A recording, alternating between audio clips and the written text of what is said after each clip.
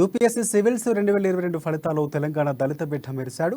ఆసిఫాబాద్ జిల్లాలోని రెబ్బల మండల పరిధిలోని తుంగెడ గ్రామానికి చెందిన డోంఖ్రి రేవయ్య ఆల్ ఇండియా స్థాయిలో 410వ ర్యాంకు సాధించాడు. ఇక తుంగెడ గ్రామానికి చెందిన మనోహర్ విస్తారీభాయ్ దంపతుల కుమారుడు రేవయ్య కాగజ్ నగరంలోని శిశు మందిర్లో 1 నుంచి 5వ తరగతి వరకు విద్యను అభ్యసించాడు. 5వ తరగతి నుంచి 10వ తరగతి వరకు ఆసిఫాబాద్లోని సాంఘిక సంక్షేమ గురుకుల విద్యాలయంలో, హైదరాబాద్లోని సాంఘిక సంక్షేమ గురుకుల కళాశాలలో ఇంటర్మీడియట్ను పూర్తి చేశాడు. అనంతరం మద్రాసు ఐఐటిలో బీటెక్ పూర్తి చేసి ఓ కంపెనీలో ఉద్యోగం చేస్తూ సివిల్స్ ప్రిపరేషన్ను ప్రారంభించాడు.